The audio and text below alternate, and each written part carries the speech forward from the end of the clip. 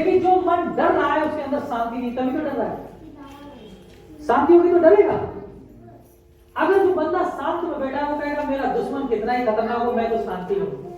लेकिन जिसके अंदर शांति नहीं वो डरता रहेगा, डरता रहेगा, डरता रहेगा, और धीरे धीरे धीरे धीरे उसका डर बढ़ता रहेगा।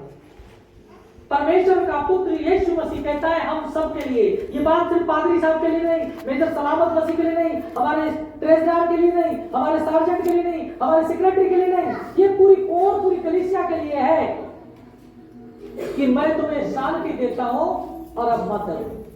डरने की जरूरत नहीं है। जो पाप किए बस एक बार ग्रहण करो, उन्हें स्वीकार करो, उन्हें सबके सामने मानो। जो व्यक्ति जकई नाम का व्यक्ति था, उसने यीशु के सामने क्या सुना? जब लोग घुसुर कर रहे थे, क्या कर रहे थे? यीशु तो एक पापी के घर, चुंगी लेने वाले के घर, लोगों से वसूलता है ये जबरदस्ती, इसके घर आकर बैठ गए हैं। तो जो कहीं क्या था, दिल में भयभीत होना, कहीं यीशु ने ये बात सुन ली तो घर से उठ ना जाए। जबकि यीशु को सब जानता है, और दिल में डर रहा होगा कि कहीं यीशु ने सुना कि ये तो जकई बहुत क्रूरता से पैसा वसूलता है, कहीं मेरे घर से यीशु उठ ना जाए। इसलिए उनके बोलने से पहले ही जकई क्या हुआ? खुद उठकर खड़ा हो गया और कहने लगा, हे यीशु, मैंने जिन जिन को ठगा है मैं उनका 4 गुना फेर दूंगा। हालेलुया।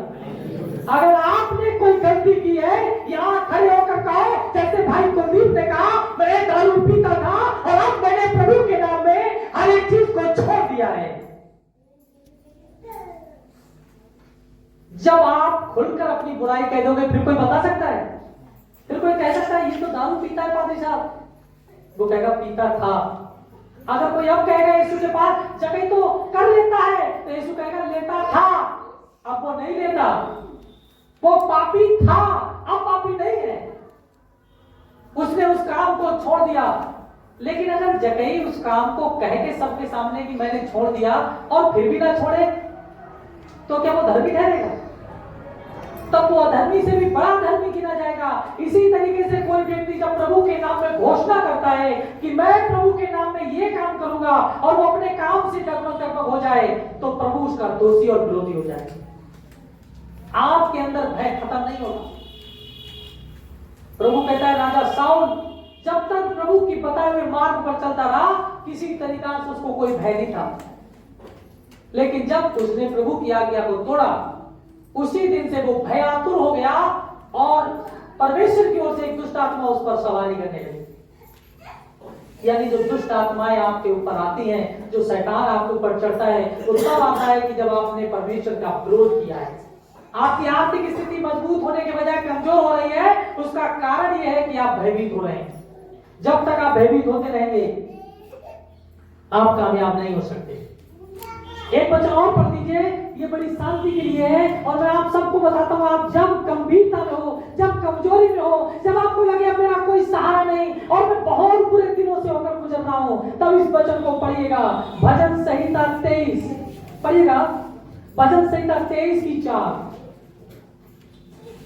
भजन संहिता 23 की 4। आप लोग जब डेली बाइबल पढ़ेंगे बहुत तेजी से निकालना सीख जाएंगे। भजन संहिता 23 अध्याय उसकी 4 वर्ष। चाहे मैं घोर अंधकार से भरे हुई है, अगर तराई में चलूं तो भी हानि से ना डरूंगा, तो भी नुकसान से नहीं डरूंगा, क्योंकि तू मेरे साथ, तू मेरे साथी है। हालेलुया। पादरी साहब बोल रहे हैं ना, कहां भेजा जाएगा?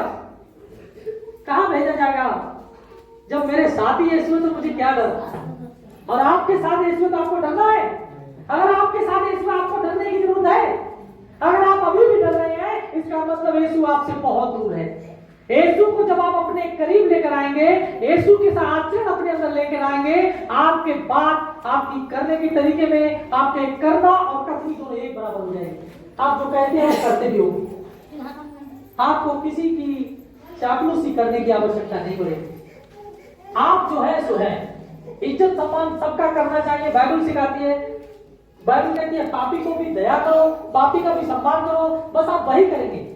लेकिन आप उनके साथ घुलना मिलना नहीं करेंगे, क्योंकि आप उनको समझ जाएंगे कि ये व्यक्ति मेरे लिए नुकसान का कारण